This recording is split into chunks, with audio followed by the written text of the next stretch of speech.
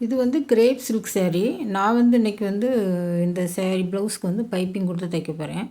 அந்த பூவில் அந்த சேரீயில் வந்து நடுவில் வந்து பச்சை கலரில் பூ வந்திருக்கும். அதனால் நான் அந்த கிளாத் கொஞ்சம் எடுத்து வச்சுருக்கேன். இப்போ வந்து நம்ம வந்து நெக்கெல்லாம் கட் பண்ணி எடுத்துகிட்டு லைனிங் பீஸை வந்து ப்ளவுஸோட நல்ல பீஸ்க்கு மேல் பக்கம் வச்சு தைக்கணும்.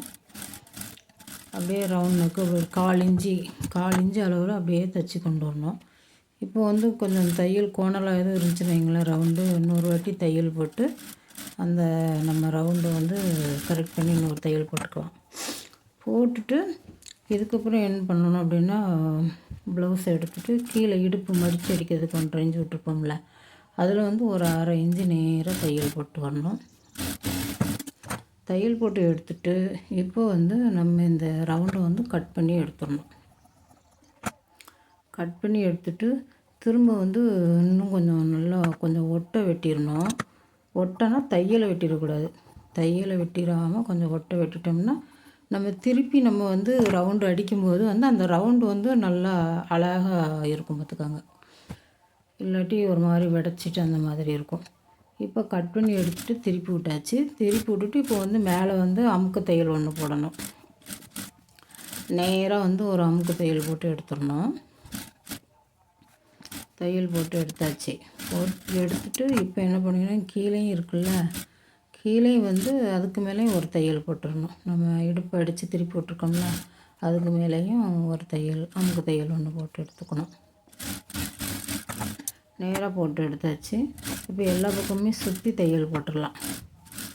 சுற்றி தையல் போட்டு எடுத்துட்டு இப்போ பார்த்திங்களா, ரவுண்டு நல்லா அழகாக இருக்கா, நீட்டாக இருக்கும். இப்போ வந்து அந்த பூ கலரில் சேரீயில் வர பூ கலரில் பச்சை கலர் கிளாத்தை எடுத்து வச்சு கிராஸ் பீஸ் கட் பண்ணி வச்சுட்டு அதை வந்து 1/4 இன்ச்சு ஓரம் மடித்து தைச்சிருக்கேன்.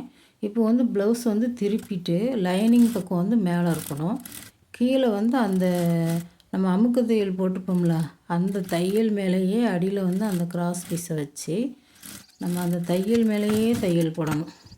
நூல்லாம் அந்த சும்மா லைட்டாக கொஞ்சோண்டு தான் இருக்கும், ஒரு 2 நூல் அளவு தான் இருக்கும்.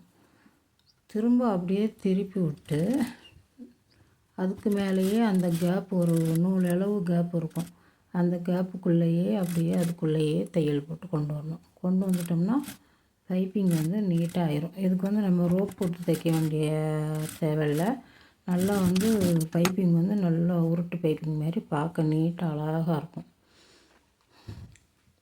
நான் இப்படி தான் வந்து பைப்பிங் கொடுப்பேன். அதுக்கப்புறம் வந்து இன்னொரு தையல் ஒரு 1/4 இன்ச்சு கேப் விட்டு அந்த கார்னர் பகுதியில் வந்து கொஞ்சம் ரவுண்டு வளைஞ்சி கொடுக்கலனா நம்ம உள் பக்கமாக 2 கீறல் போட்டுக்கணும். இப்போ வந்து 1/4 இன்ச்சு கேப் போட்டு நேராக தையல் போட்டு எடுத்தாச்சு. பார்த்திங்களா, ரவுண்டு அழகாக இருக்கா, பார்க்க நல்லா நீட்டாக இருக்கும். சூப்பராக இருக்கா, ரவுண்டு நல்லாயிருக்கும்.